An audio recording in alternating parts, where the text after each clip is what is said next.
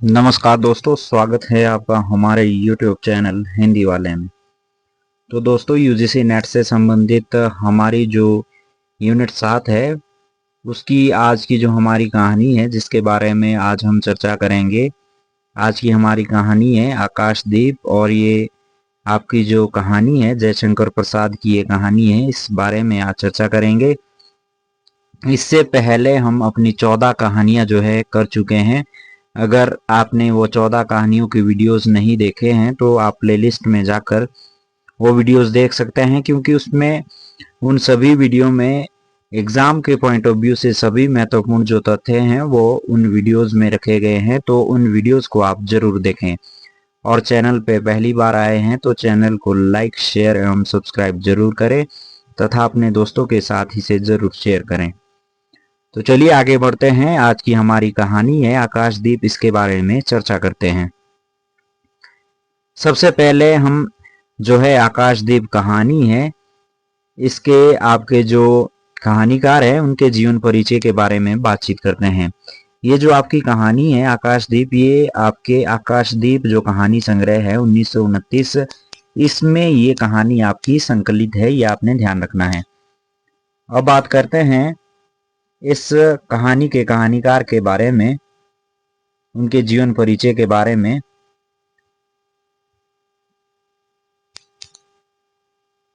तो जयशंकर प्रसाद का जन्म 30 जनवरी 1989 को तथा इनकी मृत्यु 15 नवंबर 1937 को होती है।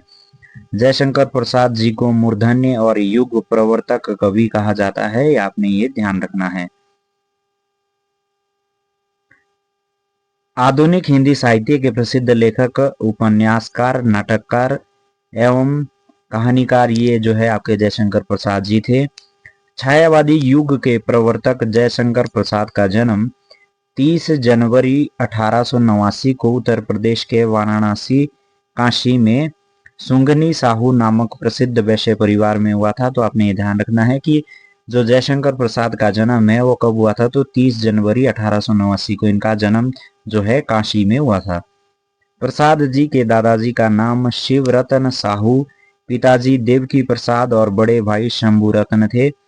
प्रसाद जी के दादाजी और पिताजी काशी में तंबाकू का व्यापार करते थे, जिसके कारण इनका परिवार पूरे काशी में सुंगनी साहू के नाम से प्रसिद्ध था। तो ये आपने ध्यान रखना है। चलिए आगे बढ़ते हैं। अब इनकी महत्वपूर्ण कृतियों के बारे में बातचीत करते हैं। इनकी जो रचनाएं हैं जो कि परीक्षा के दृष्टिकोण से बहुत ज्यादा महत्वपूर्ण है, क्योंकि बहुत ही ज्यादा महत्वपूर्ण आपके कवि जयशंकर प्रसाद लेखक का जो भी आप कहेंगे वो बहुत ही ज्यादा महत्वपूर्ण है। इनकी रचनाएं जो है अक्सर परीक्षाओं में भी पूछी जाती है तथा जो यूजीसी नेट का आपका पाठ्यक्रम है इसमें इनके नाटक जो है, कहानी, उपन्यास जो है आपके लगे हुए हैं, तो आपने ये ध्यान रखना है। तो सबसे पहले बात करते हैं इनके काव्यों के बारे में। तो इनके काव्यों में प्रेम पथिक 1913, कानन कुसुम 1913, महाराणा का महत्व 1914, झरना 1918, आंसू 1925, लहर 1933, कामायनी 1935, उर्वशी जो है इनका एक चंपू काव्य है 1909, वन मिलन 1909, प्रेम राज्य 1909, शोकोच्छ्वास कविता 1910, अयोध्या का उद्धार 1910, बबरू वाहन 1911।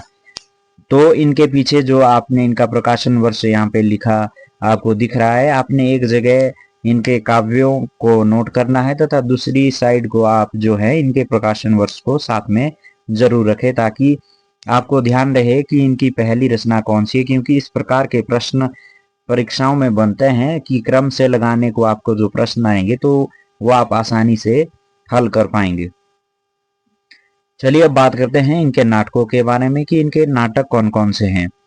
तो सज्जन 1910, कल्याणी परिणय 1912, करुणाल्य 1913, प्रायश्चित 1913, राजश्री 1914, विशाखा 1921, अजातशत्रु 1922, जन्मेजय का नागयज्ञ 1926, कामना 1927, चंद्रगुप्त 1928, स्कंदगुप्त 1928, एक घूंट 1929, ध्रुव स्वामिनी 1932, अग्निमित्र 1913।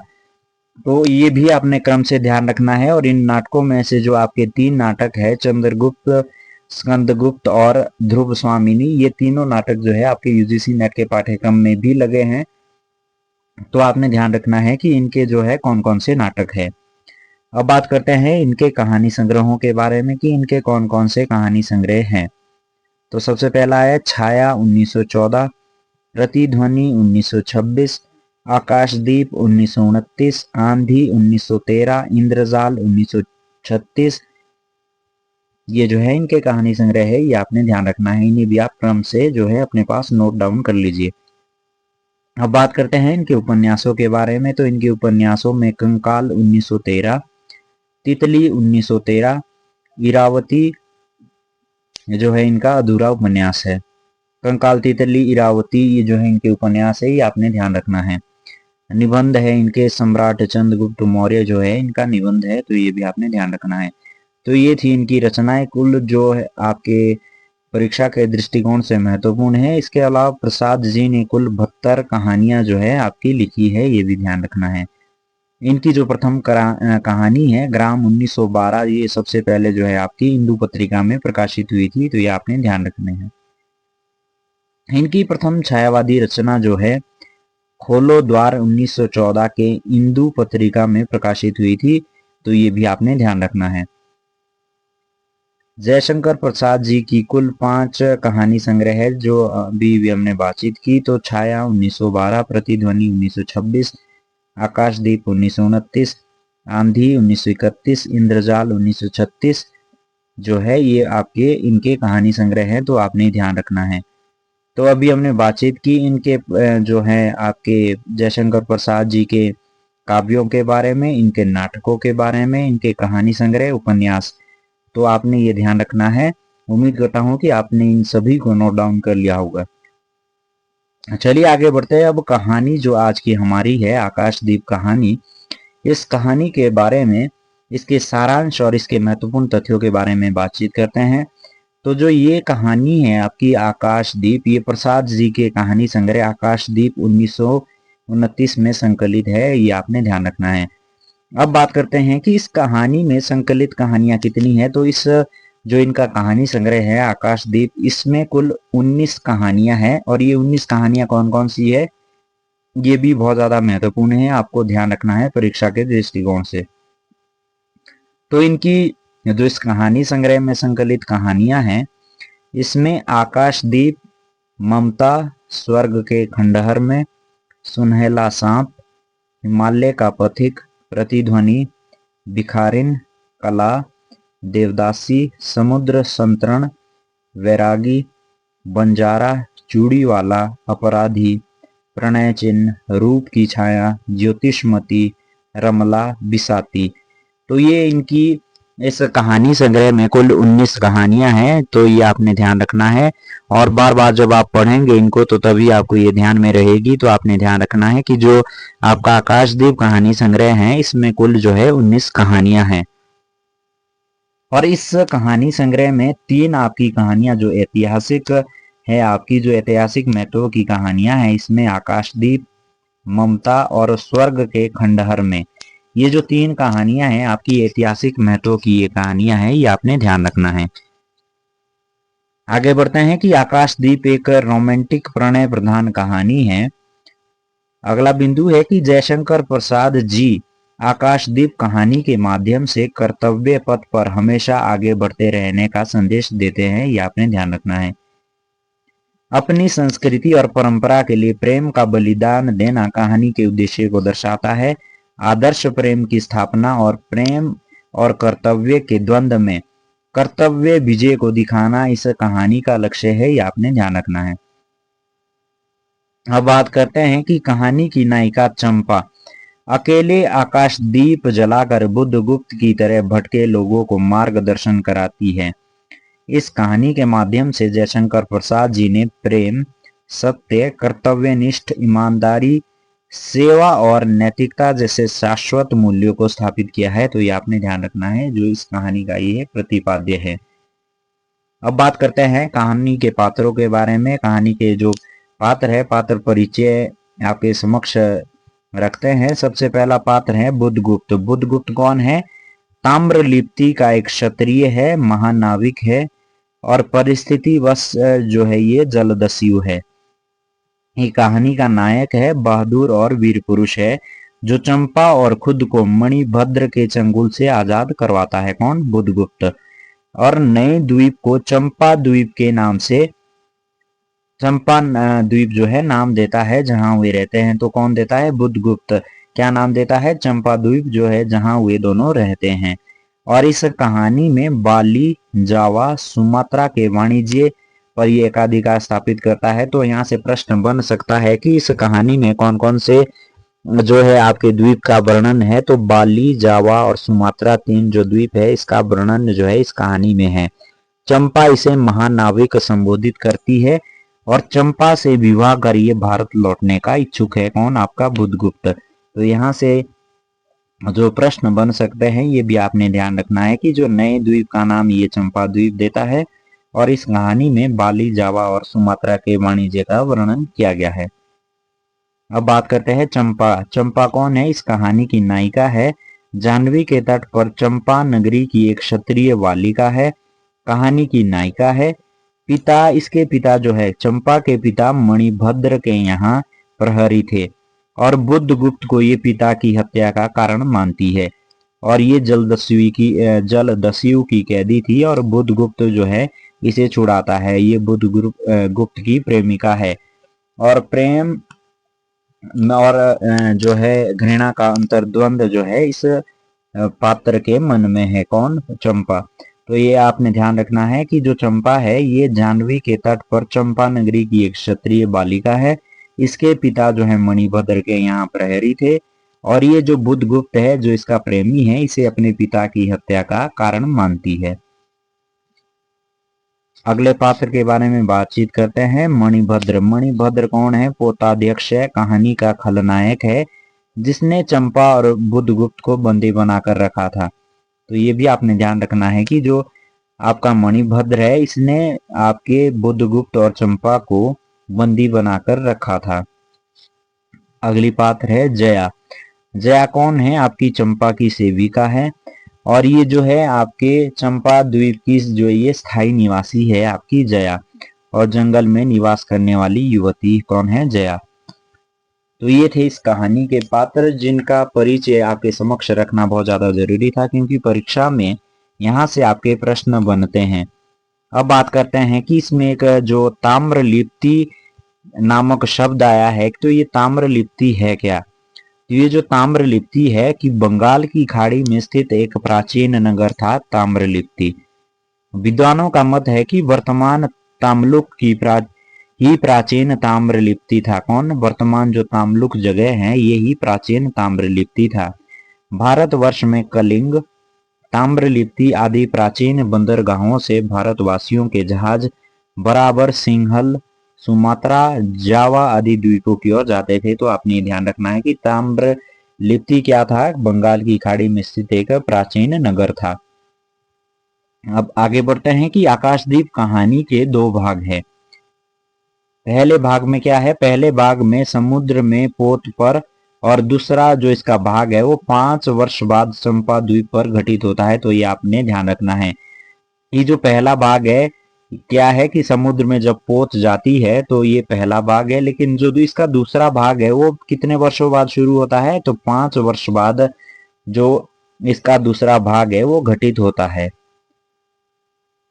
दूसरा भाग कहानी में लेखक यह बताना चाहते हैं कि मानव के आचरण और व्यवहार को प्रेम और त्याग से बहुत कुछ बदला जा सकता है। यह कहानी प्रेम और कर्म के द्वंद्व पर आधारित है।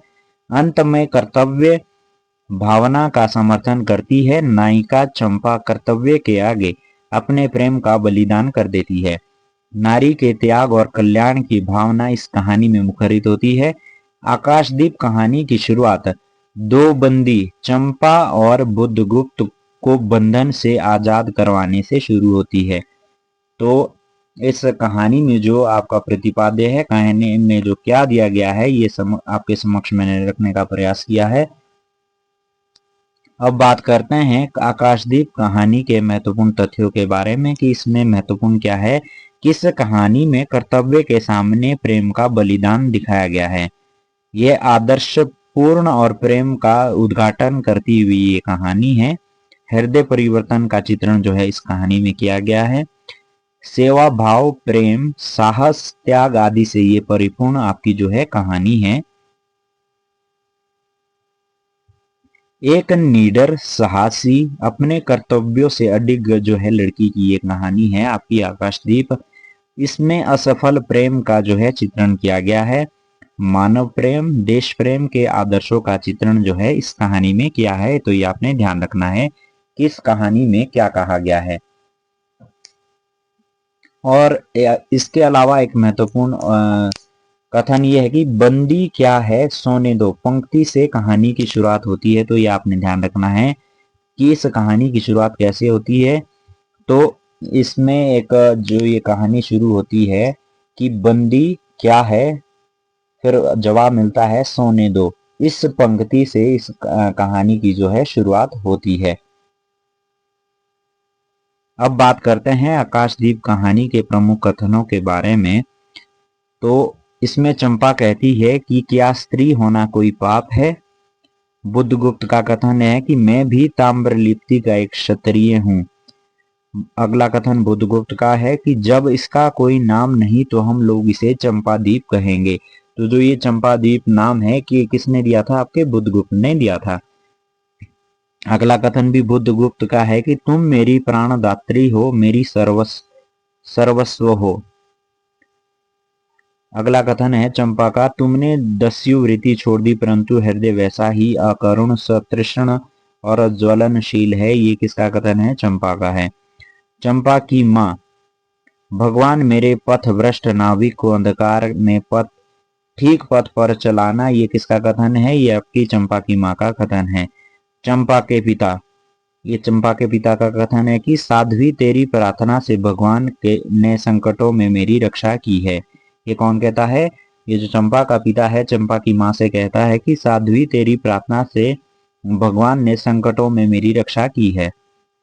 अगला कथन चंपा का है कि जल में बंदी होना कठोर प्राचीरों से तो अच्छा है। चंपा कहती कि जब मैं अपने हृदय पर विश्वास नहीं कर सकी, उसी ने धोखा दिया, तब मैं कैसे कहूं। ये किसका कथन है, आपके चंपा का ये जो है कथन है। चंपा, मैं तुम्हें घृणा करती हूँ फिर भी तुम्हारे लिए मर सकती हूँ। ये किसका कथन है, चंपा का। और किससे इसका जो ये संबोधन है, संबोधित करती है आपके बुद्धगुप्त को। और बुद्धगुप्त का अगला कथन है कि इस जीवन की पुण्यतम घड़ी की स्मृति में एक प्रकाश ग्रह बनाऊंगा। बुद्धगुप्त का अगला कथन है कि मैं तुम्हारे पिता का घातक नहीं हूं चंपा, वो एक दूसरे दस्यु के शस्त्र से मरे। चंपा कहती है कि कोई विशेष आकांक्षा हृदय में अग्नि के समान प्रज्वलित नहीं, सब मिलाकर मेरे लिए शून्य है। अगला कथन बुद्धगुप्त का है कि मेरा पत्थर सा हृदय एक दिन सहसा तुम्हारे स्पर्श से चंद्रकांत मणि की तरह द्रवित हुआ। ये कथन है आपके बुद्धगुप्त का। अगला कथन चंपा का है कि मेरे लिए सब भूमि मिट्टी है, सब जल तरल है, सब पवन शीतल है, कोई विशेष आकांक्षा हृदय में अग्नि के समान प्रज्वलित नहीं। ये किसका कथन है, आपका ये चंपा का कथन है। तो ये इस कहानी से संबंधित महत्वपूर्ण कथन थे जो कि इन पात्रों ने कहे थे। तो ये इस कहानी के महत्वपूर्ण कथन है। इसके बाद है कि इस कहानी से संबंधित विद्वानों ने क्या कहा है, इस कहानी के लिए भी आपके समक्ष रखने का प्रयास करते हैं। तो सबसे पहले मधुरेश ने क्या कहा है कि प्रसाद की कहानियां एक और यदि प्रेम के उदात्त रूप और सर्वस्व बलिदान में निहित साहस एवं शौर्य को रेखांकित करती है, तो वहीं वे परस्पर दो विरोधी भावों के संघात और द्वंद्व को नाटकीय कौशल के साथ प्रस्तुत करती है। आकाशदीप में यह द्वंद्व प्रेम और घृणा के बीच है। ये किसका कथन है, आपका ये मधुरेश का आपका जो है कथन है। इसके बाद सुरेंद्र चौधरी है, वो क्या कहते हैं कि आकाशदीप कहानी के संगठन को अनिवार्यतः क्रैप्सकुलर कहा जा सकता है। अगले जो आपके विद्वान है लक्ष्मी नारायण लाल, ये कहते हैं कि चरम सीमा की यह कलात्मक प्रवृत्ति हमें प्रसाद के प्रथम काल की कहानियों में ही देखने को मिलती है। ये किसने कहा है, आपके लक्ष्मी नारायण लाल का ये कथन है।